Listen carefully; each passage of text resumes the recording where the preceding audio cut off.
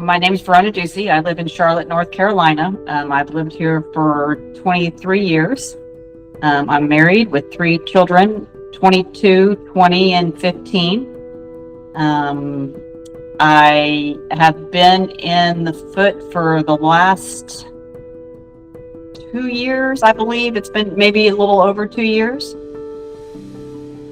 But for Echelon VT, and I came about it because they were having such a hard time getting me fitted and just being comfortable. And one of the sales reps had been working with me trying to get me fitted, and she was like, I just think this foot would, it just makes sense that it would benefit you. And it's the day that we tried it, I went home that day and walked 5 miles, and I had not done that in years, and it was just made that much of a difference. I was in an accident 30 some years ago, and I had a spinal cord injury, and I had paralysis in my right leg, and I got along great though. I was a flight attendant before I had my accident, and after I was in a wheelchair for like 3 years, and I fought and came back, and I wore a brace on my right foot, and it was kind of like drop foot, but I wore this brace. I just didn't have normal feeling in that foot, and I walked with a little bit of a limp. And at some point I had gotten a cut on the bottom of my foot, and because I didn't have normal feeling in that foot, I didn't feel that I had that cut. Well, that cut ended up getting MRSA in it. And I battled that for the first year. It healed after like 6 months, and I went back and started flying again. And I went on for like a year, and I was in so much pain, but there was nothing wrong with my foot. Well, one day I woke up, and it had basically an infection had tunneled in my foot, and I had an infection in that foot, and that went on for another 5-year battle of, I did everything, went to the wound clinic. I had a foot doctor. I went to the wound clinic. It would heal, and then it would come back, and they tried all kinds of experimental things where they did put the pig skin in my foot, and they did the hydraulic chamber, and I always had outpatient surgeries where they would have to give me like 10 shots just to cut my, everything away on my foot. We went in many MRIs to see if I had infection in the bone. I never had infection in the bone. I was like a diabetic, but I'm not a diabetic, but they could not figure out why it wouldn't heal. And I went through this. I was on crutches. I was in casts. I had the PICC line.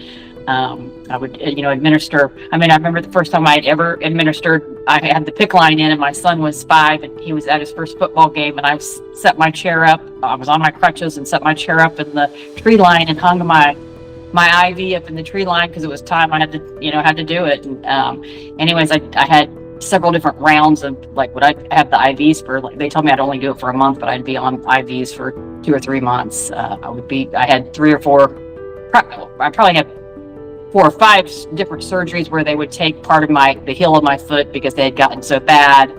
And it went on for 5 years. I was on crutches or in a cast and IVs. I did 2 different bouts of rounds of hyperbaric chambers, and so it was a long battle. I loved the doctors at the wound clinic, and I had all the different surgeons that had worked with me, and infectious disease doctors and everything. And we always talked about, the possibility. And the second bout of when I did the hyperbaric chamber, my doctor said, okay, we're going to draw the line in the sand. This is going to be it. If this doesn't work, then we'll start talking. And when that came about, after I came out of the hyperbaric chamber, and my foot would look like it would be healed, and then I'd go out and walk without the crutches, and within 2 to 3 weeks, it would an infection would tunnel in my foot. And I actually went to him and said, I think it's time. And he was like, let's try one more thing. And he wanted to try one more surgery, and I actually got on the phone with every doctor that I had. I called all of them, which is hard to get a doctor on the phone, but I got on the phone with all the doctors, And I just talked to them about my options, and they were all amazing and fantastic about, and supportive on which direction I wanted to go. But at that point, I felt like I had already fought the fight. I felt like I had done every single thing that I could do, and I felt like, I had just been so sick for so long that I needed to have some kind of normalcy. And so then we made the decision. It wasn't an easy decision, but I made the decision to go ahead and move forward with amputation. I think that it gave me peace. Like I now talking about it, I can say, I did everything. I know, like I said, I fought. It's not like I gave up easily. I feel like we tried everything and did everything, and I know that it's a good thing to look back and to know how sick I was, and that yes, now I'm on the other side of it. I do think it's not. I think people think, okay, you just get your leg, and then the day you get your leg, you just walk off and you have a normal life, and it's not that easy. There's always adjustments, and when you have to get a new socket or whatever. But I still have my kids. My kids were young when I had my amputation. I think my son was in 1st grade, and my daughter was in 6th and 8th grade, and they're all in sports and whatever. So that kept me.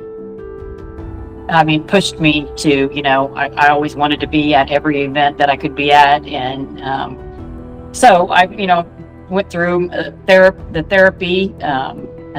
And I didn't really think I needed to go to the therapy, but, they just help you balance better and walk better. And I think I had a really good support system.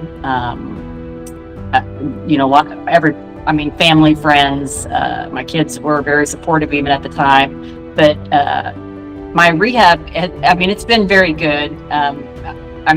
There's still, you still have hard days, and it gets frustrating that you do want to just have your leg and just walk off and not have any problems, but it's not that easy. You won't be back to your normal life, but it's a new normal. I always, people don't talk about, like, when I get up in the middle of the night to go to the bathroom, I have to get up and put my leg on, or if you take a shower or a bath, or, and people they don't talk to you, even when you leave the hospital, they don't talk to you about, do you have a shower chair? Do you have, what? They don't talk about that. Well, it just becomes a new normal. Like, I do have to get up and put my leg on every time I go to the bathroom, and it's second nature. My kids tell me all the time that they forget that I have, a prosthetic leg, and it just becomes a new normal, and it takes you a minute, but it will become secondhand. We were having such a difficult time on, I'm thin, I don't have a lot of skin, and we were having such a difficult time. I'm active, but I'm not, like, I don't do anything crazy. Like, I'm not like doing like CrossFit or running or anything like that. And we just couldn't get me so that I would be pain-free, that just like, I guess I like just walking on the softball field, or uneven terrain or whatever, and we could not get me comfortable. I was always in pain. They were always having to adjust me. And Jordan Adkins worked for my prosthetist, and she had started with Blatchford, and she was like, I just think it makes sense for you to try this foot. And I was like, I'll try anything. I don't care. And it was immediate. I noticed immediately the comfort for me, and just the difference, flexible of the ankle movement. It was immediate that I noticed it. My neighborhood, if you go around a loop, it's just 1 mile. So I knew that if I could get around to the 1 mile, I'll try this out, and I'll do the 1 mile, and I knew I'd be passing my house. Well, then I was like, oh, I'm going to try 2 miles. And then I went on and did, I think I might not have done the 5 altogether. I think I might have done like 3. And then I went in and sat down for a little bit, and I was like, I feel so good. I'm, going to try 2 more. And I did. And I actually called Jordan to tell her, oh my gosh, you won't even believe what I just did. And it just felt like the natural movement of an ankle, I guess, is the way, it just felt like it flowed, is the best way that I could describe it. She was thrilled because she had worked with me for years, even before that, to, you know, try to get me comfortable. And she was leaving the company and she didn't want to leave me without getting me comfortable. So that was like that was kind of like our last ditch effort to try something new before she left anyway. So I thought it felt good, but I had been through already trying so much that I didn't know like what the the long-term feel would be. You know, I didn't know it all. A lot of times I would leave the clinic and I'd be like, oh, you know, it feels pretty good. And then by the time the night was over with, I would be switching my foot out because I couldn't walk at all, you know, or by the next day I'd have a sore or something like that. And so it was completely different than that. It, you know, turned out fantastic. I guess people don't even I don't ever tell anybody when I couldn't walk or I, you know, couldn't do things. I think I wrote it in my review or whatever I filled out, that like I vividly remember being like at a Halloween party, and they asked us this. I said, my husband, we left very early, and my husband, I didn't tell anybody my leg was bothering me, like I needed to leave.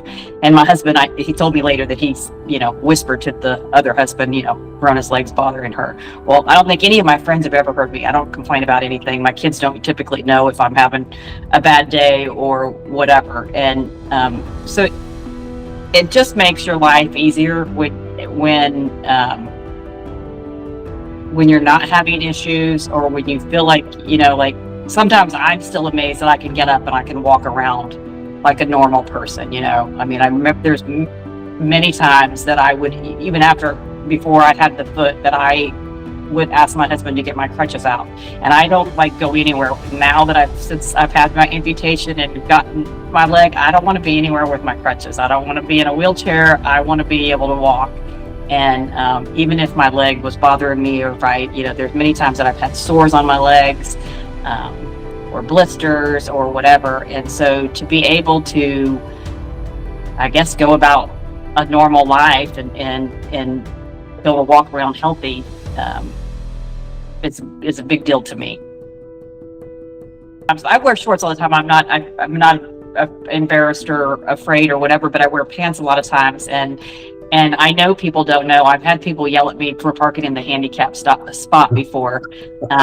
And I laughed about, like, I was with my girlfriend and she got very upset, and I didn't care. I just kind of thought it was funny because they really didn't know, you know.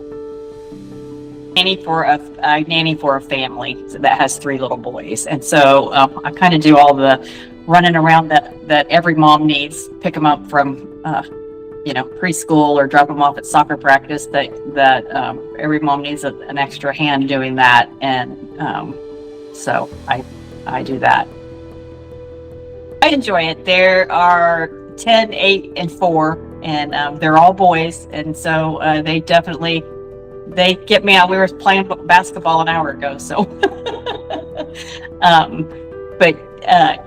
I enjoy it. I mean, I was a flight attendant for 30 years, and I thought about trying to go back after my amputation, but I was also battling so much trying to get the right fit, and then I kept having problems, and we decided it was time and then the flying industry kind of has changed a bit since I started in that, so I decided to retire from that. For a while, I thought I was going to go back, but then I did have a lot of problems with my limb, with having either sores or whatever. And sometimes, I'd be good for 2 months, and then I'd have 2 months where I'd have really rough days. And I was like, I knew I couldn't park in the employee parking and then go fly for 4 days, and walk through, walking through the airports are extreme. And I thought that I might get into trouble of not being at work on a regular basis. So I figured it would probably be better I not do it. I typically either get up and I do my little loop and the mile in my neighborhood, and I I try to do that, or else I go to the gym every day, and I'll either, I do free weights and walk on the treadmill. I don't do anything. When I had my accident, I shattered my pelvic bone. So I've never tried to, my back bothers me a lot, which doesn't have anything to do with my leg. It's just my back. So I don't try to run or do anything like that. And that's not because of my leg. It's more that my pelvic bone, which I have a plate and screws in my pelvic bone now. So, and even when I do my mile loop, like I'll come in and I'll sit down for a little bit because my back might bother me, but then I'll go out and do another one. I still follow my kids all around. I still just have the one at home, but he's in wrestling and football, so we go to all of his activities. I have lots of good friends, and so we're very social and try to get out. This past weekend we had 4 or 5 families over for a cookout and just a gathering, so we like to, I guess, just be social. Yeah. I think it's just being more comfortable and being able to do more, knowing that you just, like, you didn't have the pain. Like, there were times that I just couldn't walk as far. I couldn't. There's been football games college football games. My husband's his dad went to Clemson, and so he's a huge fan, and I bought tickets for the whole family before, but I didn't go because I knew we'd probably have to park a long ways away, and that would be too far for me to walk. So there were instances like that that I had to take into consideration before. So and now I feel like I get along pretty good. Jordan Adkins worked with me for years, and Clay Claiborne at Claiborne Prosthetics and Michael Franz they all 3 have worked with me. And there's been times that they've come to my house. One time I was in a test sock, and I think it was Christmas Day, and it broke. There was another time I was out at a TJ Maxx, and a screw came out or something. My leg came apart or something crazy. But they've come to my house many times, dropped things off on my porch, or they've gone out of their way and for me and been there. I don't call the office. I have their cell phone numbers. Today I was texting Clay. But yeah, I could call them at any minute, and they were fantastic. I have a best friend, Missy Dean, who is a therapist too. And when I went through therapy after my amputation, she actually was a therapist in the same hospital, but she wasn't my therapist, but it was pretty cool that she was there during the time.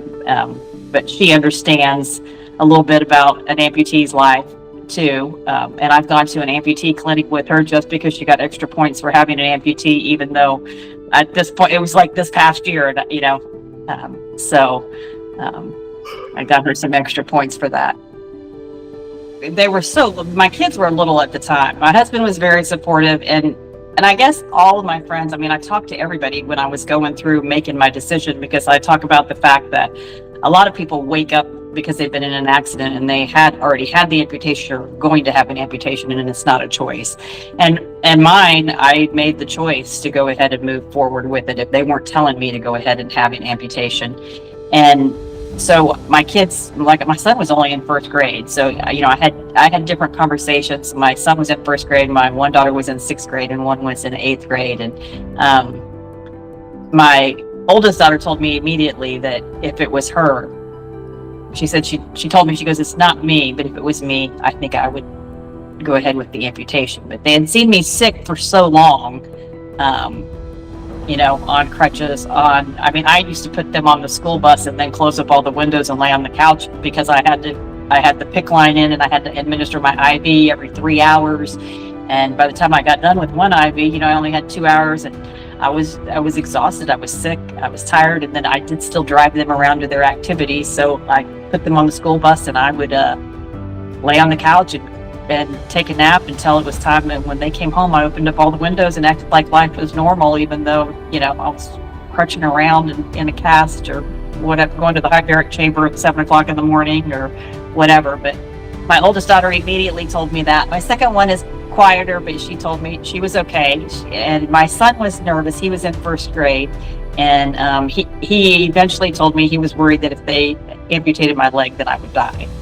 So I introduced him to a Paralympic, and we got to meet him, and he went and ran on the track with him. And then the Paralympic, Paul Peterson, actually came and talked to his first grade class.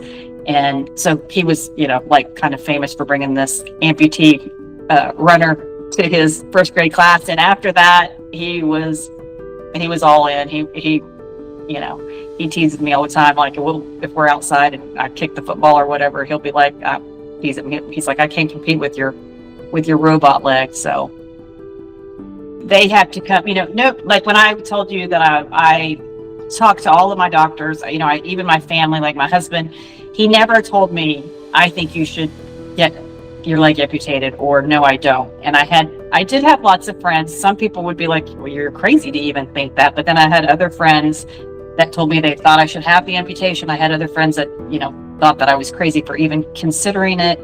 I know my dad, he was just scared for me. I felt like I had to be at peace with it. And I don't think I would tell somebody, you should just go ahead and get an amputation. It's going to be okay. I think that they have to come to terms and be at peace with it. But I think that it would be good. I did talk to an amputee, before I had my amputation, to see what life was like, to see what it was all about. And I think that really helped me. And I think each person has to have their own journey. And, but to know that life can be a new normal. Just seeing that he was a normal person, I had him even meet my kids, and I kind of have a little hill in my front yard, and he came over and went out there and kind of was playing around with my son, and I just felt like he had a normal life, just because it's funny because you don't ever notice amputees, and then now that I'm an amputee, it's like I see them all the time, it's very normal. And I don't know, you feel like you're just going to be this outsider person, but you're not. Life just goes on, and it's completely normal.